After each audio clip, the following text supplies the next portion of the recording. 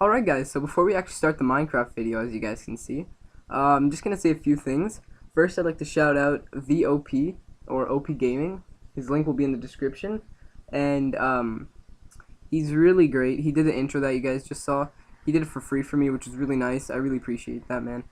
He also does more things. He makes intros, first of all. He makes walkthroughs. He just does commentary, stuff like that. And before I rant on about all the stuff he does, you should probably go check him out. I can assure you that some of you will at least like him. So go sub to him and maybe you'll find a channel that you like. Another thing is that I couldn't find a good screen recorder, so I'm using whatever I had, which kind of lags. So if it lags for you guys, that's not actually my laptop at the time. So, I'm not gonna lie, my laptop's not the greatest for gaming, but it's okay. It does its job. But it's gonna be pretty laggy for now until I find a decent one. Like, I know Fraps is good and all, but I don't feel like paying if it's really not that worth it. Like, nothing's coming out of it.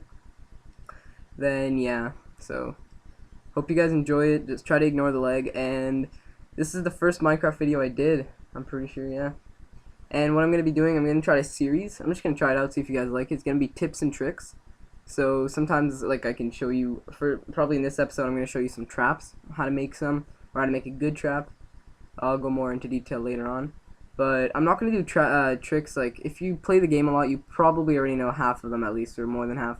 So if you guys really didn't like them, or you found them kind of obvious, then don't dislike it, because this is more like a beginner sort of one, because I'm not that, like, good at Minecraft. Like, I'm okay and all, but I'm not an addict to it, so I don't play that much. But I hope you guys enjoyed. I hope you learned something from these, and we're gonna get started. Alright guys, so the first one that I have is, sorry if it's a little laggy, I mean, the recorder, like I said, isn't very good. But anyway, so the first one I have is, it's not really to help your gameplay or anything. It's really, you know those times, let's say you have a stack of diamonds on you. Oh, you fell in lava, you're dead. Okay, you lost all your diamonds. You know, you're kind of mad about that, and you want to get them back. And you want to go into creative mode. Like, when I first made my world, I made it so I can't go into creative mode because I didn't want to cheat. But once I realized how tough the game is sometimes, I actually wanted to go into creative mode. But this is what happens every time you try. You don't have the permission to use this command, because when I first made it, it wouldn't let me. So I thought, you know what, I'll check through the options and that, and I didn't really find anything at first of what I could do, until my friend came over. So we wanted to play a LAN, and I saw this, allow cheats, so I put it to on. And then you start the LAN world. What LAN is pretty much it can let people using the same Wi-Fi as you join into your single player maps. And while he did this, I noticed he had creative, so, you know, or he had cheats. So, you know, I tried it out. I just thought, you know, I'd give it a try. And then turns out it worked. So now I'm in creative mode. So that's one thing you guys can use, because I know I was devastated when I lost a lot of stuff, and I really wanted to go into creative, but you don't want to start your whole world over, because, well, you can't really see. I put it short so it doesn't lag much, but there's actually a lot. It's a pretty big world that I did, and I played for months. And I really didn't want to lose anything. So that's just one trick for you guys. So if you ever want to change your, if you played, maybe you only went into creative or something and you want to go survival or adventure, whatever, you can always just change it with LAN. And then when you're done, all you have to do, you turn the LAN off. Sorry. Oh, by turning it off, you just have to leave and go back to it. And look, I'm still in creative, so it's not when you turn it off it actually kicks you out. You keep it. So all you have to do is go in whatever mode you want, do whatever, and then change it back whenever you're done.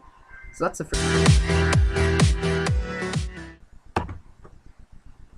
Okay, so this next trick is pretty important, actually. If you're ever in a mine, you know, you have some pretty good stuff, like, for example, emeralds, diamonds, even iron, if you like that a lot. You know, iron's pretty useful, if you ask me.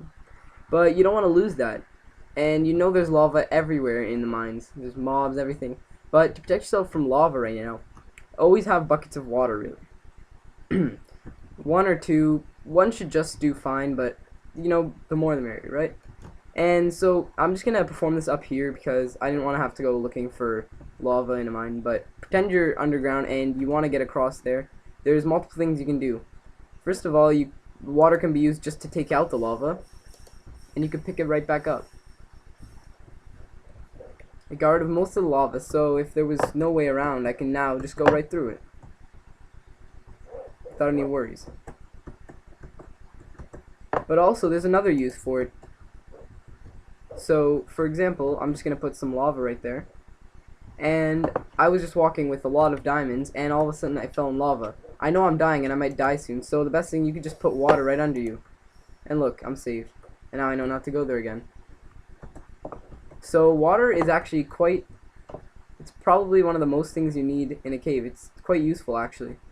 So I always suggest bringing water everywhere you go. If you're in a mine or even just outside, you can find lava everywhere, even in the nether. So hope you guys can use that trick, because that's very useful. Okay guys, so have you ever wanted to make a trap to get your friend back for something, or even just for the fun of it, to see them get embarrassed? Well, these are the traps I recommend, because personally, I don't find it fun when I spend an hour making a trap and then all of a sudden one TNT blows the whole thing up. So really, if you're making a trap, I don't suggest using TNT or lava, because really it just ruins the whole fun. I find this more effective, so traps like this. You get on and then there's really no way off. You can't walk off, you can't run off.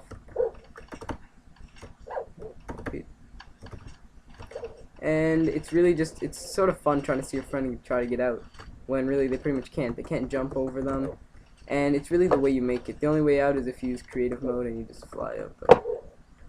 So really, if you're looking for a cool trap, I can show you guys how to make this. Not in this video, because this is a tips and tricks video, but if you guys really want to see it, I can show you how to make this. I also have another one, something over there. It's pretty cool. I have a few traps actually. I made quite a bit. So if you want to see a video on that, just tell me in the comments below. Moving on to the next one. Alright, so this one I'm going to perform in creative just because I'm going to be talking and I don't want to die underwater. But if you're underwater, I always suggest carrying a boat with you, because it's probably the fastest way out. Instead of actually just going really slowly like that all the way up, there's a quicker way. All you have to do is look up with your boat, right click again, and you're in your boat, and it'll bring you up a bit faster than normal. This is a lot easier even if you don't know where you're going pretty much. Just always just use that, it'll bring you to the surface, and you can look around, find your place, and then go there. Alright. So what if one day I was just walking around, you know, God knows where my place is. I lost it completely. And all I have is a furnace, my sword, and some saplings. Because, you know, we all have saplings. It's one of the most, I guess that's one of the things we have the most, really.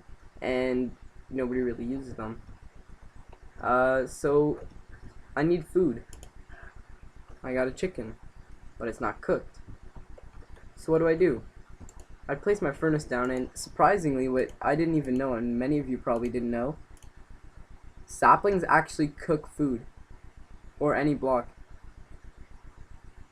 I had no idea that would happen. It does burn a lot faster, but if you guys knew this, tell me, because really I didn't know this. This is one that I had to find off the internet for you guys. I was looking up some pretty good tricks. But this is really cool. I did not know this could happen. I knew you could use wood, coal, and stuff, but I did not think you could use that. So hopefully this is going to be the last tip, I think. I hope you guys enjoyed my first episode of this. I will be doing a lot more, because this isn't as hard to do as something like the theater mode for COD and stuff. So hopefully you guys enjoyed this. Hopefully you learned something new today. Thanks guys.